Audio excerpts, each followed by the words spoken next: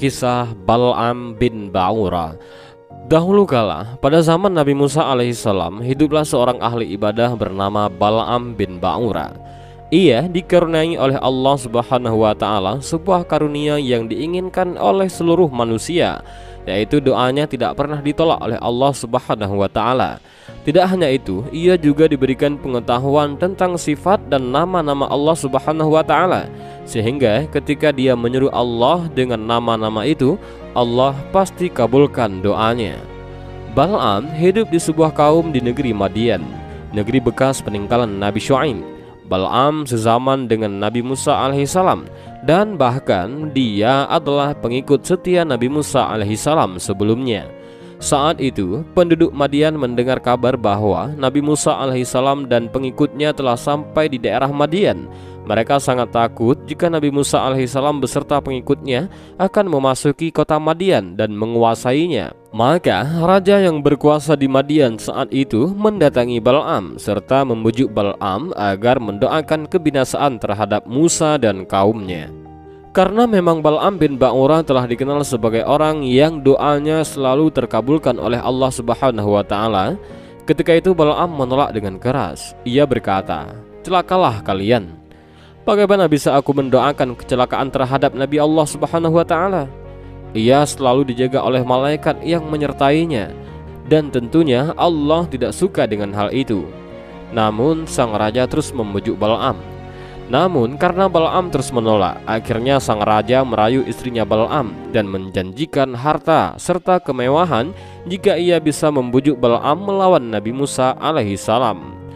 Istrinya Bal'am pun tergiur dengan tawaran itu. Ia dengan gigih merayu Bal'am agar mau menuruti perintah raja. Ia berkata, "Wahai suamiku, apakah kamu akan menolak harta yang sudah di depan mata?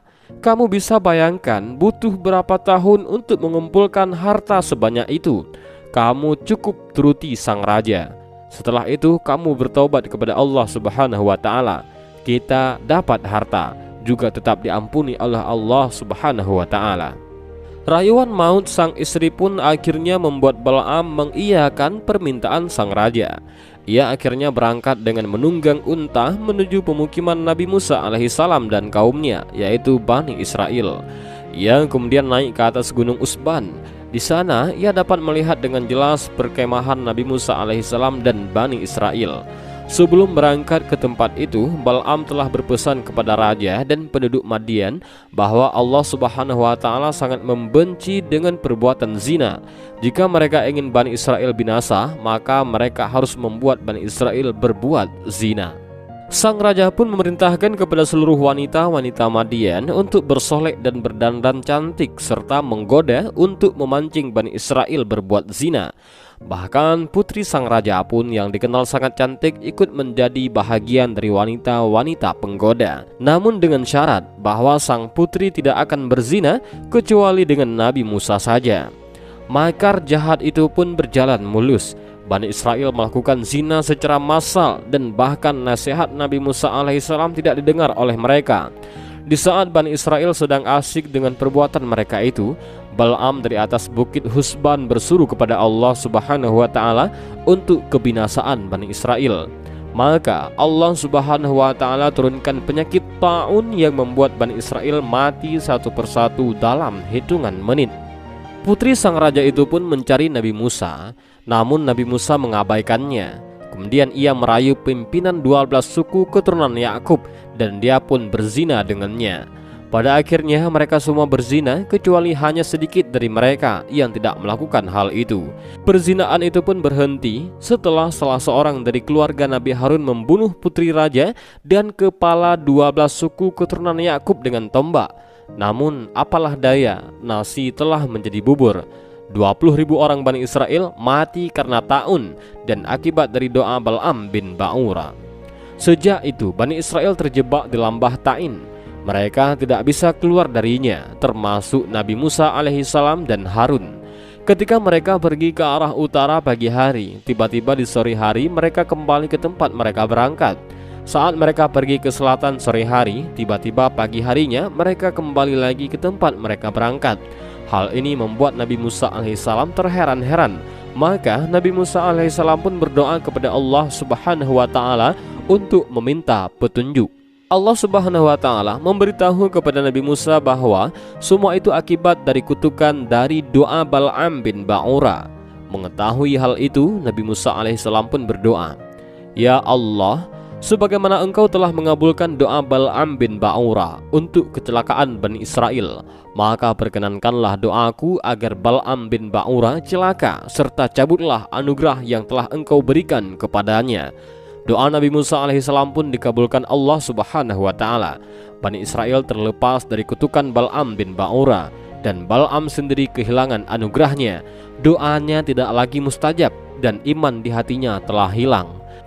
Dan pada akhirnya Bal'am bin Ba'ura hidup sebagai orang biasa dan hidupnya penuh dengan kekafiran dan kemaksiatan. Bal'am pun berkata, "Sekarang telah hilang dariku dunia dan akhirat, tidak tersisa dariku kecuali hanya tipu daya dan na'udzubillah." Beberapa ulama tafsir menyebutkan bahwa sebagai balasan atas doa yang Bal'am tunjukkan kepada Nabi Musa alaihissalam dan Bani Israel, Allah mengutuk Bal'am bin Ba'ura sehingga lidahnya selalu menjulur hingga sampai hampir ke dada, dan seumur hidupnya ia habiskan untuk berbuat fitnah dan tipu daya. Allah Subhanahu wa taala serupakan Bal'am dengan anjing yang sangat hina, dan inilah secuplik kisah Bal'am bin Ba'ura. Ia adalah gambaran ulama su dan ulama yang tamak dengan dunia. Padahal jika ia mau mempertahankan iman dan ilmunya, ia mendapatkan derajat tinggi di sisi Allah Subhanahu wa taala. Tetapi ia justru memilih dunia dan harta, maka Allah Subhanahu wa taala gantikan derajatnya lebih rendah dari binatang yang hina. Allah Subhanahu wa taala setarakan ia dengan seekor anjing, sebagaimana firman Allah Subhanahu wa taala di dalam Al-Qur'an, "Dan bacakanlah kepada mereka berita orang yang telah kami berikan kepadanya ayat-ayat kami, pengetahuan tentang isi Alkitab. Kemudian dia melepaskan diri daripada ayat-ayat itu, lalu dia diikuti oleh setan sampai dia tergoda. Maka jadilah dia termasuk orang-orang yang sesat. Dan kalau kami menghendaki, sesungguhnya kami tinggikan derajatnya dengan ayat-ayat itu, tetapi dia cenderung kepada dunia dan menurutkan hawa nafsunya yang rendah. Maka perumpamaannya seperti anjing. Jika kamu menghalaunya, diulurkannya lidahnya, dan jika kamu membiarkannya, dia mengulurkan lidahnya juga. Demikianlah itu perumpamaan orang-orang yang mendustakan ayat-ayat kami. Maka ceritakanlah kepada mereka kisah-kisah itu agar mereka berfikir." Al-Quran Surah Al-A'raf. Dan inilah sedikit kisah tentang Bal'am bin Ba'ura. Mudah-mudahan kisah ini bermanfaat. Demikian video singkat ini, mudah-mudahan ada manfaat juga. Wallahu a'lam bishawab. Assalamualaikum warahmatullahi wabarakatuh.